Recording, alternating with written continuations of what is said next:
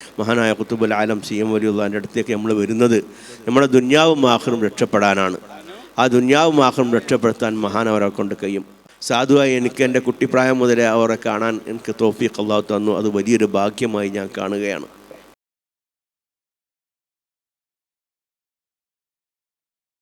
മഹാനായ ഖുതുബുൽ ആലം സി.എം. വലിയുള്ളാഹിൻ്റെ അടുത്തേക്ക് നമ്മൾ വരുന്നത് നമ്മുടെ ദുന്യാവും ആഖിറവും രക്ഷപ്പെടാനാണ്. ആ ദുന്യാവും ആഖിറവും രക്ഷപ്പെടുത്താൻ മഹാനവരെ കൊണ്ട് കഴിയും. അവരുടെ ഹയാത്ത് കണ്ടടുത്ത് അവരെ ദർശിച്ച, അവരെ കണ്ട, അവരുടെ കുരുത്തവും പൊരുത്തവും വാങ്ങിയ ബർക്കത്തെടുത്ത ആളുകൾക്കറിയാം അവരെന്താണ് എന്നുള്ളത്. കാണാത്തവരോട് ഇപ്പോൾ പറഞ്ഞിട്ട് കാര്യമില്ല. അവർക്ക് കാണാൻ നമ്മൾ പറയുന്ന അറിവുകളെ അവർക്കുണ്ടാവുള്ളൂ.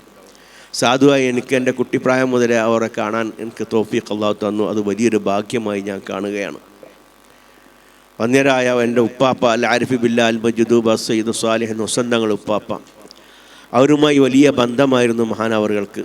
എപ്പോഴും ബഹുമാനപ്പെട്ട സി.എം. വലിയുള്ളാഹിൻ്റെ അവിടെ മൂപ്പൻ്റെ വീട്ടിൽ വന്നാൽ അവിടത്തേക്ക് ചുരുട്ട് വാങ്ങാൻ 6 രൂപ അന്ന് തരുമായിരുന്നു മഹാനായ സി.എം. വലിയുള്ളാഹ്. മൂപ്പൻ്റെ വീട്ടിലേക്ക് വരുമ്പോൾ എല്ലാവർക്കും അറിയാം, അന്ന് ലൈൻ നിന്നിട്ട് ആ മൂപ്പരുടെ വീട്ടിലേക്ക് മൂപ്പറടുത്തേക്ക് എത്താൻ കഴിയുള്ളൂ. പക്ഷേ ഞങ്ങളവിടെ ചെന്നാൽ കുട്ടികളെ വിളിക്കുകയെന്ന് പറയും, ഞങ്ങൾ നേരെ അത്തേക്ക് കയറും ചെയ്യും. അവിടെ ലൈനിക്കലൊന്നുമില്ല. ആ രൂപത്തിലുള്ള ബന്ധം, കണക്ഷൻ, ഉപ്പാപ്പയുമായുള്ള ആ ബന്ധമായിരുന്നു ഞങ്ങൾ ഉപയോഗപ്പെടുത്തിയിരുന്നത്. അല്ലാഹു തആല ആ പൊരുത്തം അവരുടെ വഫാത്തിന് ശേഷം നമുക്ക് നമ്മുടെ ആഗ്രഹത്തിനനുസരിച്ച് അല്ലാഹു നമുക്ക് നൽകിക്കൊണ്ടിരിക്കുന്നുണ്ട്. വല്ല മശക്കത്തും മാനസികമായിട്ട് വല്ല പ്രയാസം തോന്നിയാൽ ആ മഖാമിലൊന്ന് വന്ന് ഓരോ ഹയാത്ത് കാലത്ത് വിളിക്കുന്ന പോലെ വിളിച്ച്, ഹയാത്ത് കാലത്തിൽ അവരോട് പറയുന്നത് പോലെ പറഞ്ഞ് ഞങ്ങൾ പോയാൽ ഞങ്ങളുടെ കാര്യങ്ങളൊക്കെ വിജയിക്കാറുണ്ട്.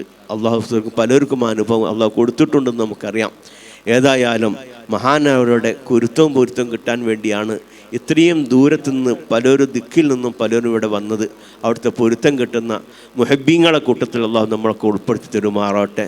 നമ്മൾക്ക് രക്ഷപ്പെടാനുള്ള കവചം മഹാന്മാരെ സ്നേഹിക്കലാണ്. നമ്മളെ ഇബാദത്ത് കൊണ്ടൊന്നും രക്ഷപ്പെടാൻ നമ്മളെ പക്കൽ ഒരു ഇബാദത്തുമില്ല.